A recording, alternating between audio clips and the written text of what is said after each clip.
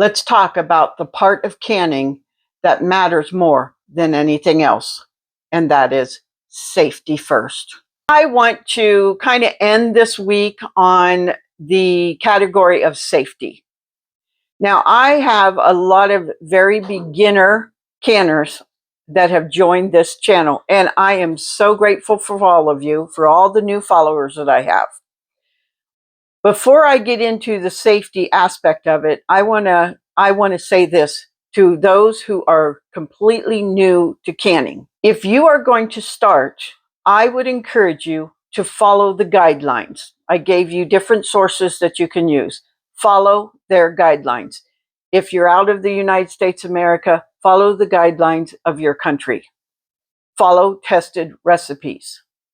The reason that I say this is you need to understand what you're looking for in canning. You need to understand the smells that are correct.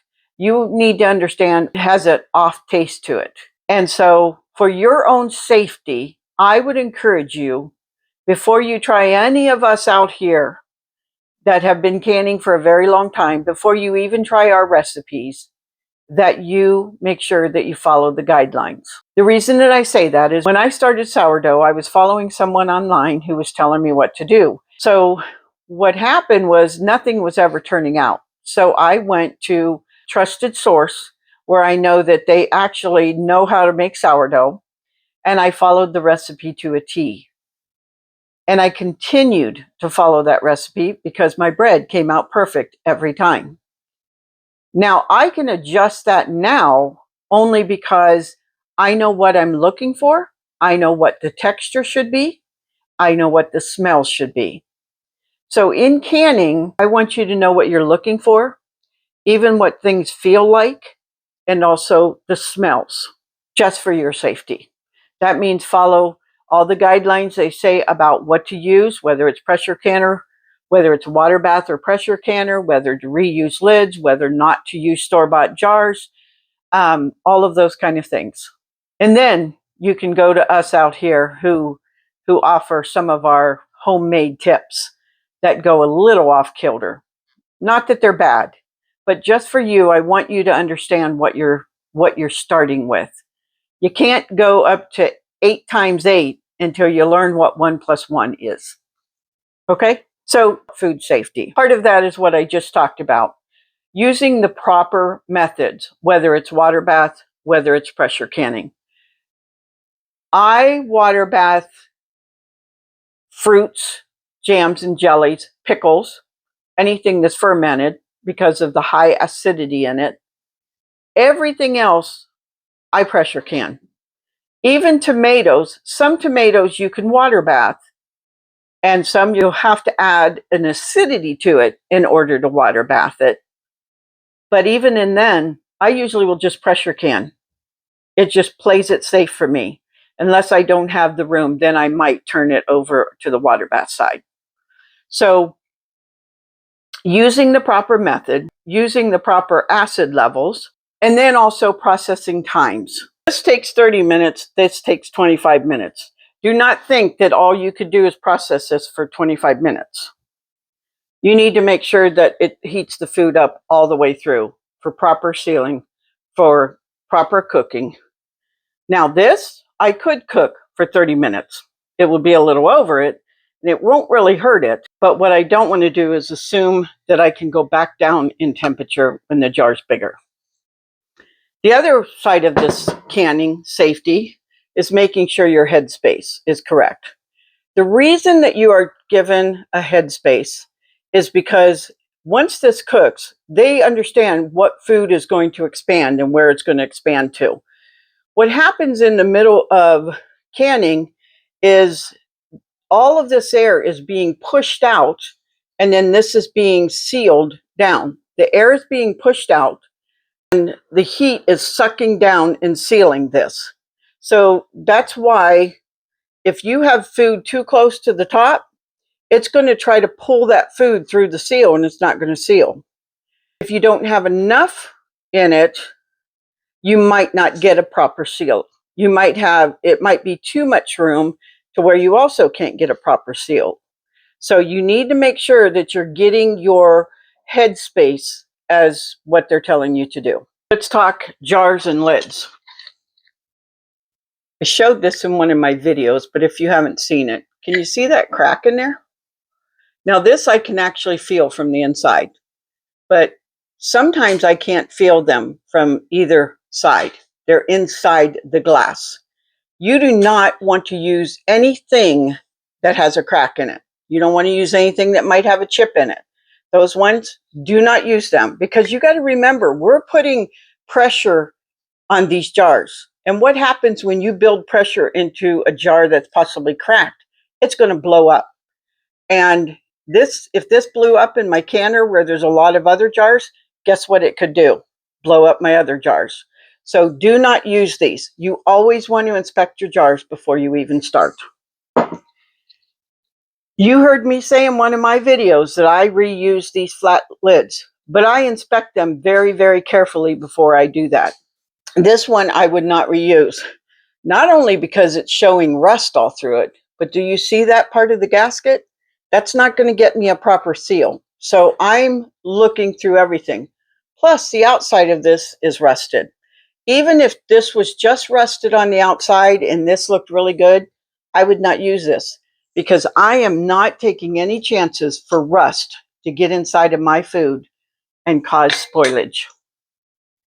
You also got to be careful of the pinholes.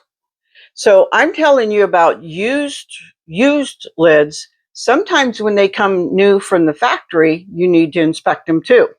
So not always are those in good shape. I'm going to tell you, I'm a budget person. I don't have the high dollars to be paying for what some of these people want for their canning jars or their lids. I sometimes buy the cheapest that I could get, and I think that year is the year that I had some trouble. So I do not go cheap on lids anymore. The last thing I'm going to talk about is inspecting your jars after you've canned them.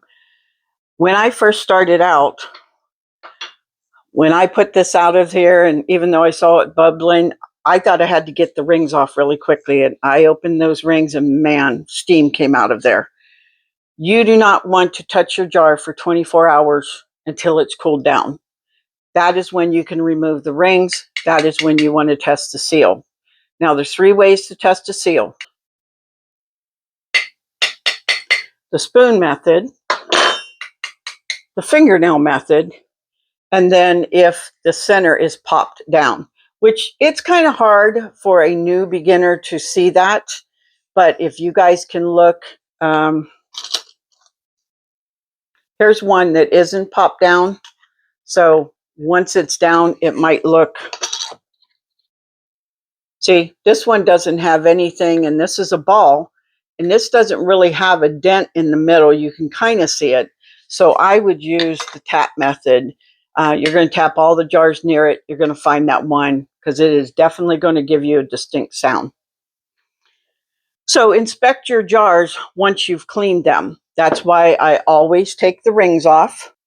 I hold it by the lid. I also clean around here. While I'm cleaning, I'm kind of holding it because I've done dog food and this has popped out in my hand when you think it's sealed. So I even do that, even after I've done this portion to it. I do as many tests that I can before this goes on my shelf. Now, I wanted you to notice something. See the difference? This I canned in 2025. I would have used my regular salt, but this is not why this is cloudy. So you want to look at your food. If this jar looked like this jar when I canned it and now it looks like that, I have a problem. So sometimes you can just see the physical side of it.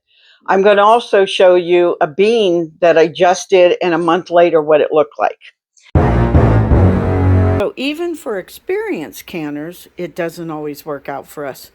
We made this mixed beans back in February of this year, and my daughter went to open it and it didn't pop like it should for a vacuum seal. It just kind of came off, and this is what she found on the inside. I don't know what that orange is. It could be Velveeta cheese or American cheese.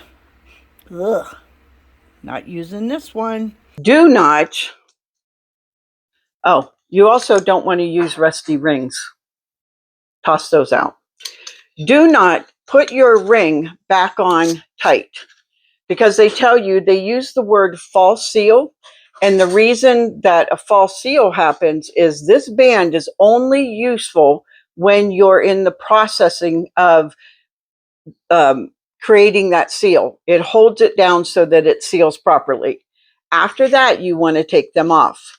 Now, if you want to leave it in the pantry, don't want it down all the way, is sometimes if this thing does happen to unseal, with you having that band on it, and maybe your pantry getting a little warmer than normal, it might reseal itself and you never know it. So by having this loose, it won't reseal and your food will be safe.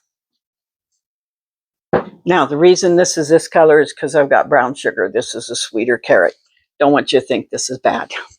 Bulging lids, leaking, spurting liquid, off odors, mold, or any other thing that you see, because you now understand what you're looking for in canning, any other kind of abnormality, you definitely want to, when in doubt, throw it out.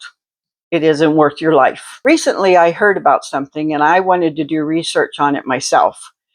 I looked up how many botulism cases have there been in the United States since 2000, since the year 2000. So we're talking 26 years. There was probably, I think they said 1,000 to 2,000 per year. Most of those were infant botulism. So I'd be more leery about what you're feeding your babies than I would about this stuff. So then I went, how many of that percentage is home canned that's been reported? They have only 6 or 7 per year since the year 2000 cases of home canned good botulism. A lot of it is manufactured, infant, and then places that you eat out. Home canning is not something that you really need to worry about if you follow the rules. Okay? So I know that has been a big thing that everyone has talked about. I'm going to close this one on the food safety, and then I'm going to post another one on equipment safety. This was food safety on the Daily Dig with Debbie.